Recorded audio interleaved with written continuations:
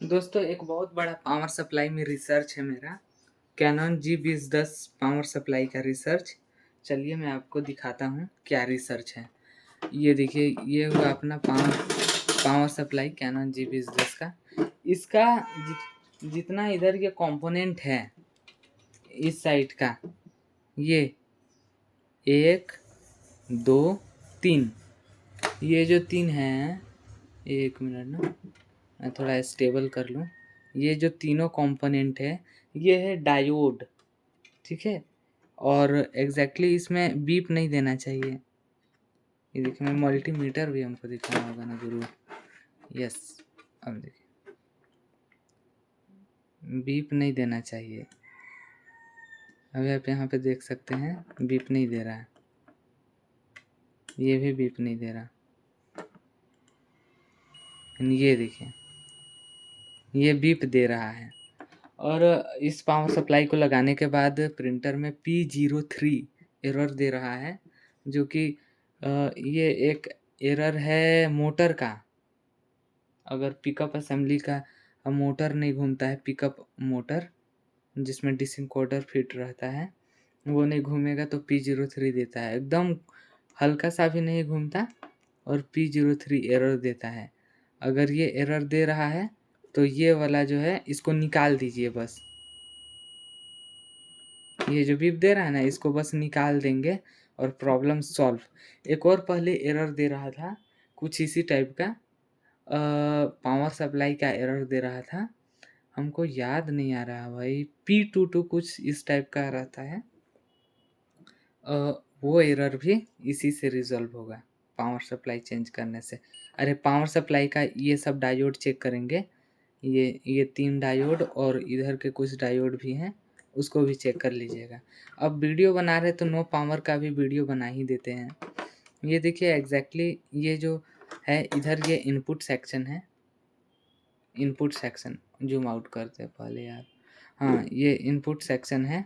ये फ्यूज़ हो गया, कभी नो पावर अगर दे तो ये फ्यूज़ को चेक कर लेंगे। ये जो ब्लैक कलर का फ्यूज़ है।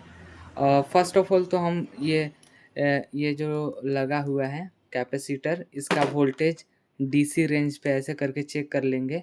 अगर 200 या 50 60 100 वोल्टेज बता रहा है तो पहले इसको डिस्चार्ज करेंगे ऐसे मल्टीमीटर लगा करके, और फिर लास्ट में जब 50 पहुंच जाए तो ऐसे टच कर देंगे तो शॉर्ट हो जाएगा, तो ख़त्म हो जाएगा वोल्टेज, नहीं तो बहुत भयानक करंट मारेगा। ये देखिए, ये सब में सिर्फ बीप नहीं देना चाहिए, कुछ इस तरह से इम्पीडेंस देना चाहिए। तो इनपुट सेक्शन में यहाँ फ्यूज़ पहले चेक करेंगे, फिर ये चीज़ों को चेक करेंगे, इसमें बीप देना चाहिए। इसका क्या है अभी मैं आपको बता रहा हूँ। ये देखिए, बीप नहीं देना चाहिए। ये जो छोटे छोटे यहाँ पे लगे हुए हैं इसमें बीप नहीं देना चाहिए। ये हेल्थी अब मैं अभी पावर सप्लाई लेके रखा हूँ, ये सब कैपेसिटर है, इसमें बीप नहीं देना चाहिए, इम्पीडेंस देना चाहिए। जैसे अभी 324 दे रहा है। यहाँ तक समझ गए। अब आता है ये मॉसफेट को देखते हैं क्या इसमें होना चाहिए।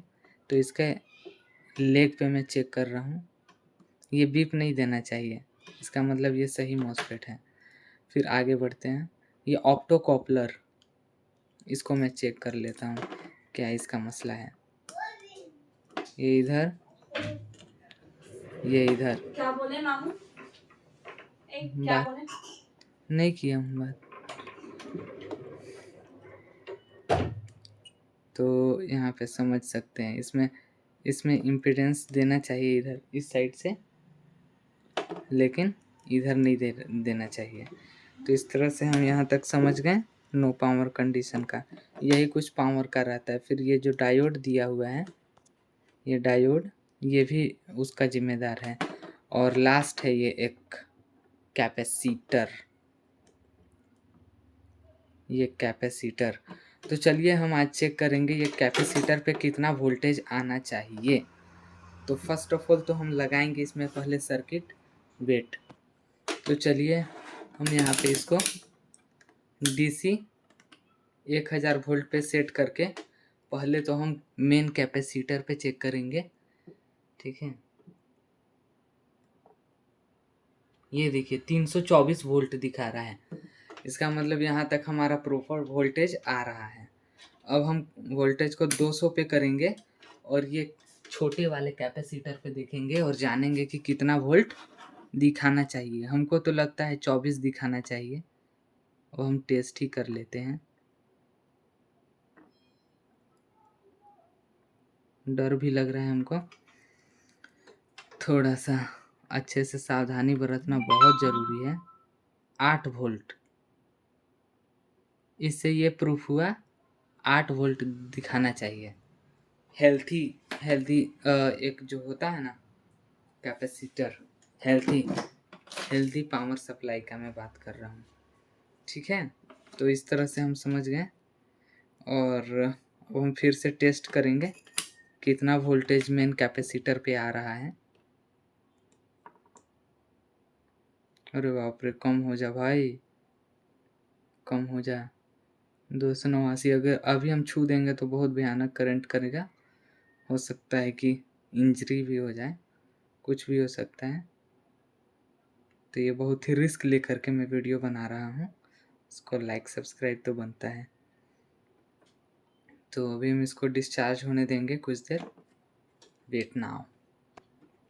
तो दोस्तों यहाँ देख सकते हैं 80 वोल्ट से भी कम हो गया। यहाँ पे 58, 52, 40 वोल्ट आ गया। अब यहाँ पे मैं शॉर्ट कर दूंगा इसको।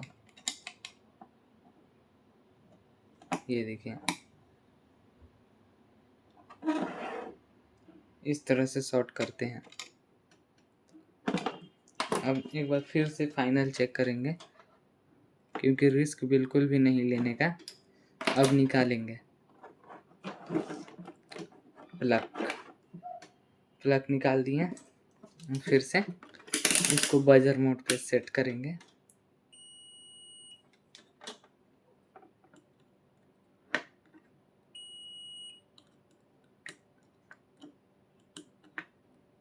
तो आप लोग समझ सकते हैं बीप दे रहा है। कंपोनेंट चेंज करेंगे।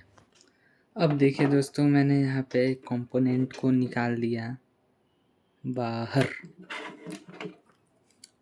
देखिए और पास से ये देखिए कंपोनेंट को मैंने निकाल दिया सक्सेसफुली। अब चलाते हैं प्रिंट। तो अब हम इसके केसिंग में इसको डाल देंगे सक्सेसफुली, क्योंकि रिस्क नहीं लेना है हमको।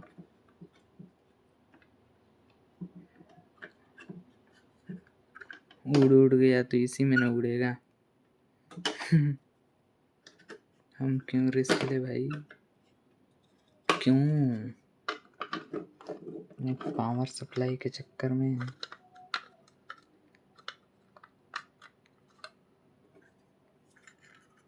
इतना भी ज़्यादा रिस्क सही नहीं है गुरु। तो इसलिए मैं ये रिस्क, देखिए ऐसा है, ऊपर से ये वाले को इसमें बैठा देंगे। ठीक है, अब लगाते हैं।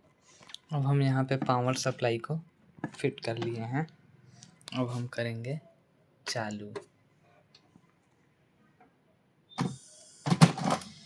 Yes, successful mission, everything is okay.